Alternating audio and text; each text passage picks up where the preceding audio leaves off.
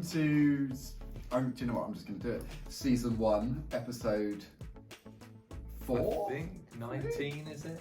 Episode 19. Unofficially 19, but officially. Season 8, episode 19. Yeah. So, welcome to another podcast with myself and Mr. Paul.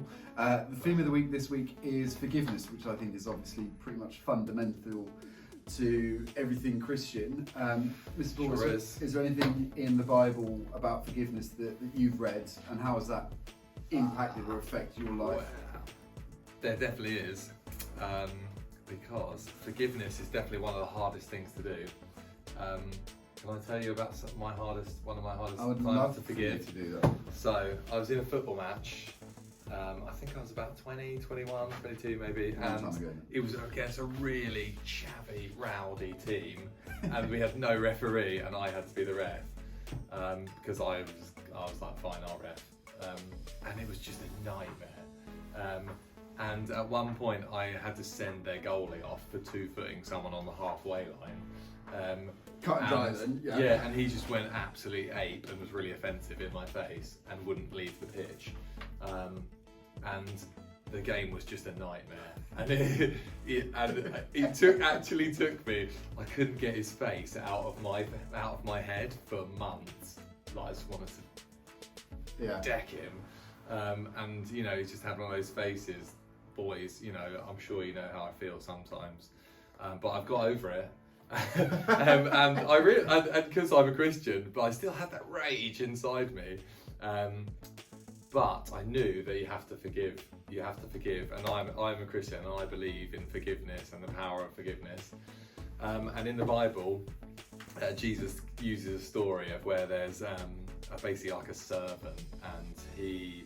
I love this one. Yeah, he's like embezzling funds, like taking money, taking things like that from the owner of the land or the farm or whatever it was.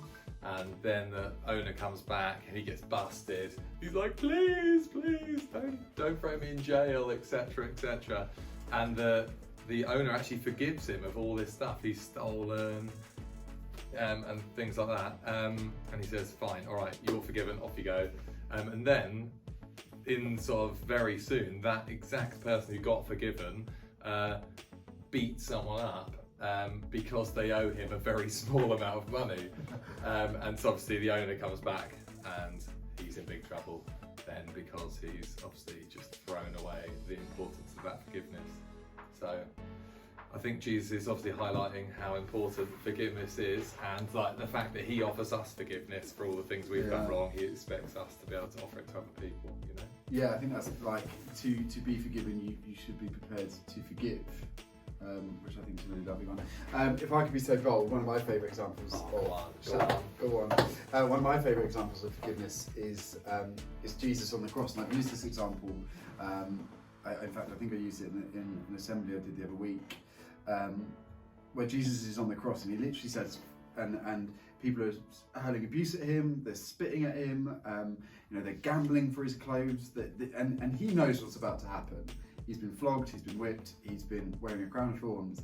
He knows what he's facing, and he's on the cross and he says, Father, forgive them, for they do not know what they're doing. And I think that, for me, it just sets the example of that Jesus was literally being murdered and laughed at whilst this was happening, and he just forgives them. And I'm sure, you know, Jesus, as a regular human being, probably really struggled with that in what probably seemed like forever. That phrase, forgive them, they do not know what they're doing. He's forgiving his murderers, and I think about some of the conversations that people have and the grudges that people have. Oh yeah. Do you know what I mean? Your grudge there with the man who shouted at you for sending him off, like, that's nothing. No, he didn't go off. But well, all right, he didn't go off. He should have gone off.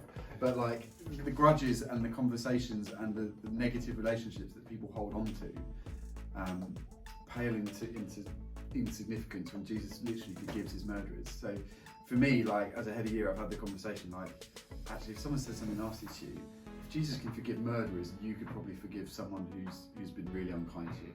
And I know it's hard and I know it's difficult, but if he can do it, a regular human being facing his own death, there's nothing to stop you doing it. And I definitely, that's massive, isn't it? But the thing we were talking about before as well, which follows on. Can we say off air? What? what we were talking about off air. When we were off air. Yeah. We had this voice. This is. But anyway, no. So there's a really good like imagery about the power of forgiveness, where let's say you've done something wrong to me. And I'm raging with you, and I'm like, I'm going to hold on to this for years and years, and I'm going to just stew on it and think about it and hate you, and I might never see you again, and that's not going to affect you at all. But it's me, it could be ruining my life. Yeah.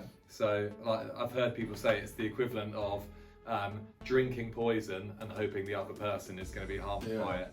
And that seems to be what unforgiveness is like. Yeah. Whereas people, if you can forgive people, you can kind of cut the cord of being attached to that problem in the same way. It's like we were talking about off air as well, that we were, sounds so lame, but there's a really good case study of a woman called Dee Walker whose son was killed sort of on a racially aggravated incident for literally no reason. And everyone expected her to be really angry, and she's a massive Christian as well. And she was like, "Well, I'm already carrying grief and sorrow and sadness. Why on earth if I had a bag, why on earth would I pack like anger, revenge, and hateful feelings? Good way of thinking about it. Just leave it, and actually everything else, everything becomes so much lighter." Miss Valmune's probably going to hate us because we've already been talking for so many minutes, but. A brief reflection on forgiveness. Thanks, guys, for tuning in. Stay. Great job listening. Well great job. Thank you. Great. I look forward to. Well, you guys giving me loads of feedback on it. Were they? Yeah. Last lesson. They were like, it was wicked. So Mr. Ball's a bit rubbish. No. Thanks, guys, for listening to our Godcast. Love